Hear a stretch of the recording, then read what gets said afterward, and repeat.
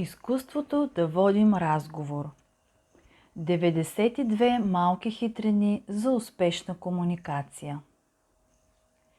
Възхищавате се на успели хора, които сякаш с лекота постигат целите си.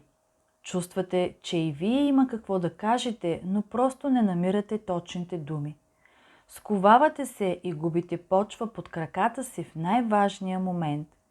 В такъв случай най-вероятно ви липсват необходимите комуникативни умения, за да накарате света да ви забележи. Книгата "Изкуството да водим разговор" е настолно четиво за всеки, който иска да се научи да общува ефективно.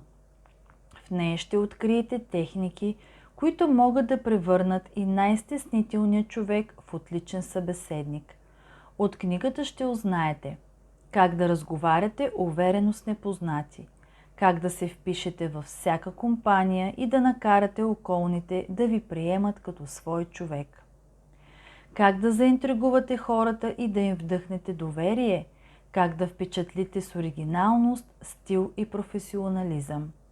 Как да предразположите хората и да се превърнете в желан събеседник. Как да избегнете най-големите грешки в общуването. Как да овладеете изкуството на разговора, за да постигнете успех в живота, любовта и бизнеса. На света има два вида хора. Такива, които влизат някъде и казват: "Хей, ето ме и мен", и други, които влизат и казват: "А, ето ви и вас". Въведение. Как във всяка ситуация да получите каквото искате? Или поне да се опитате да го постигнете. Случвало ли ви се да се възхищавате на хората, които сякаш имат всичко? Тези, които се изказват уверено на бизнес срещите или се държат свойски на социалните сбирки. Те имат най-добрата работа, най-красивите съпруги, най-изисканите приятели, най-тлъстите банкови сметки и живеят в най-престижните квартали. Но чакайте малко, повечето от тях не са по-умни от вас, не са по-образовани, нито пък изглеждат по-добре от вас. Тогава каква е тайната им?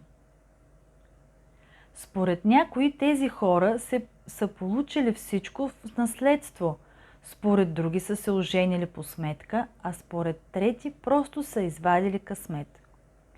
Аз обаче не съм съгласна. Това, което отличава хората, които имат всичко, е умението им да общуват с останалите. Трябва да ви е ясно, че никой не стига до върха без чужда помощ. През годините тези хора са завладели сърцата и умовете на стотици свои събратя, които на свой ред са им помогнали стъпка по стъпка да изкачат избраната от тях корпоративна или социална стълба. Напористи кандидати обсъждат подножието на стълбата, подмятайки, че момчетата и момичетата на върха са сноби. А когато големите играчи не ги удостоят с приятелството, любовта или бизнеса си, те ги заклеймяват като част от кастов или клубен елит. Някои се оплакват, че по пътя към върха удрят главата си в стъклен таван. Недоволните представители на нисшата лига така и не осъзнават, че сами са си виновни за отхвърлянето.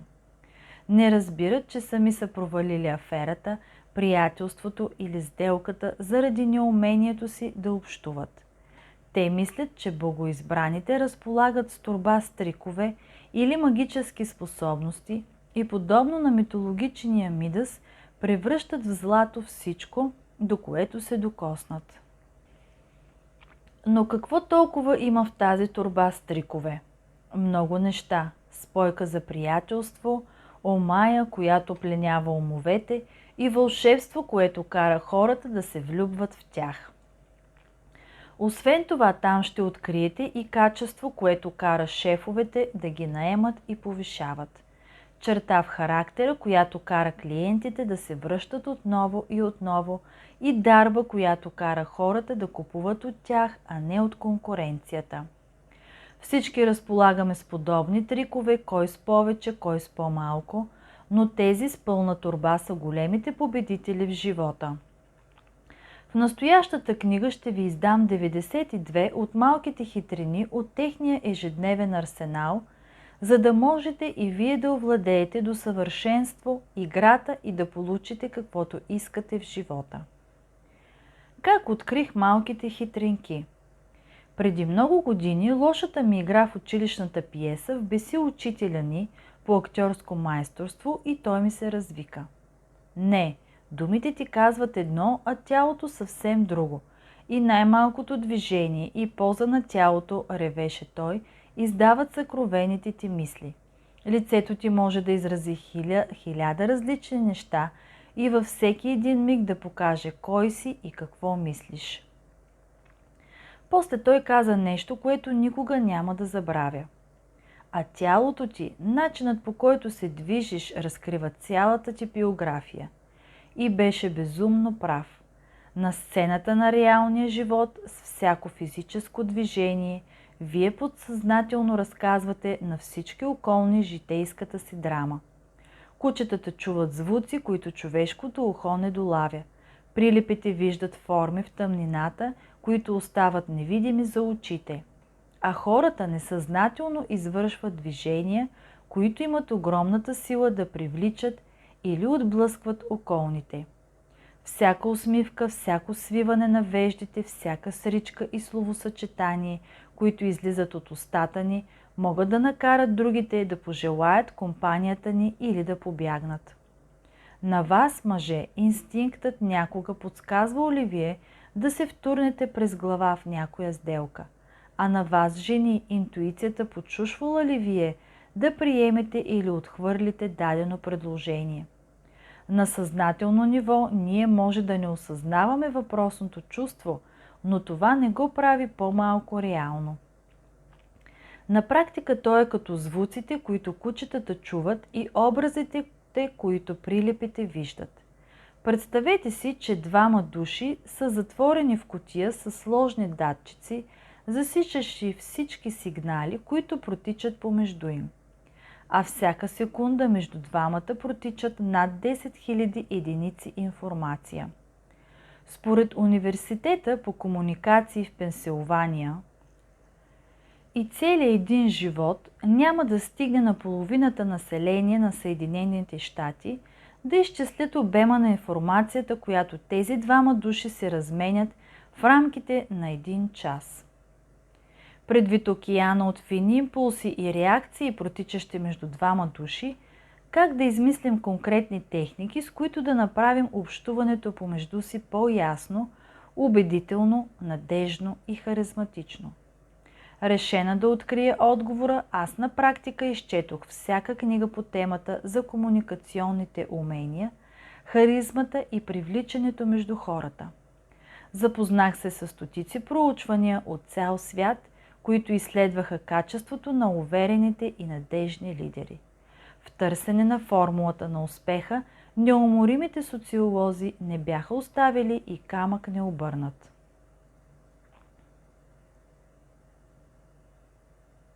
Оптимистично настроените китайски учени, например, така усърдно залагаха на харизмата, че дори бяха направили връзка между типовете личности и нивата на катехоламин в човешката урина.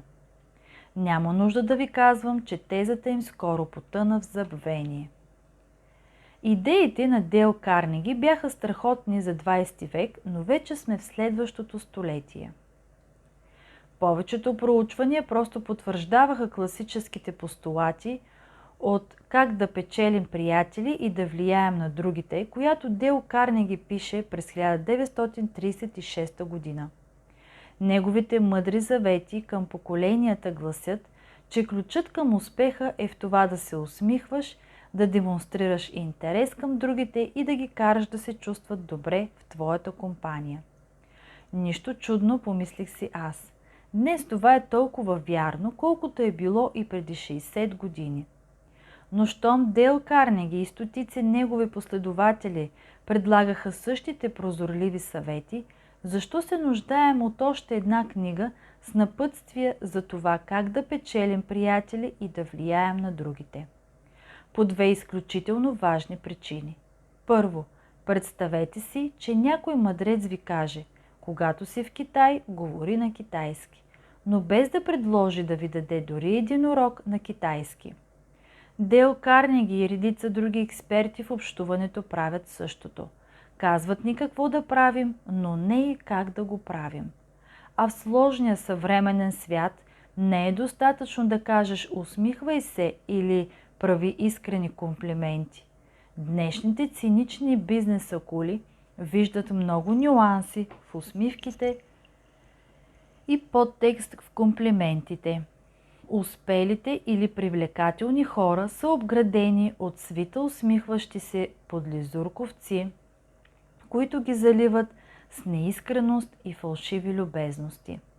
Богатите клиенти са уморени от продавачи, които казват: този костюм ви седи чудесно, докато нетърпеливо поглаждат клавишите на касовия апарат. Жените се отекчиха от ухажьори, които ги уверяват колко са красиви само за да получат секс. Второ, светът е много по-различен от това, което е бил през 1936 и ние се нуждаем от нова формула за успех. За да я открия, аз започнах да се вглеждам в суперзвездите на днешния ден. Проучих техниките, с помощта на които търговските представители сключват успешни сделки, публичните говорители завладяват масите, духовенството приобщава последователи, изпълнителите покоряват публиката, секс-символите съблазняват и спортистите печелят. Открих основните съставки на неуловимите качества, които водят към техния успех. След това ги интегрирах в разбираеми и лесно приложими техники. Дадох на всяка от тях име, което при нужда бързо да ви подсети за същността на техниката.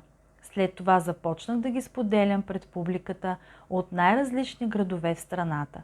Участниците в семинарите на свой ред споделяха с мен идеите си. Клиентите ми от висшите ешелони на бизнес средите, много от които фигурират в класацията на списание Fortune 500, с ентусиазъм споделяха собствените си наблюдения. Винаги, когато имах възможност да наблюдавам наживо най-успешните и обичани лидери, аз анализирах езика на тялото и изразите на лицето им. Заслушвах се във всекидневните им разговори, в темпото на говорене и подбора на думите им. Наблюдавах как се отнасят към семействата, приятелите, сътрудниците и противниците си.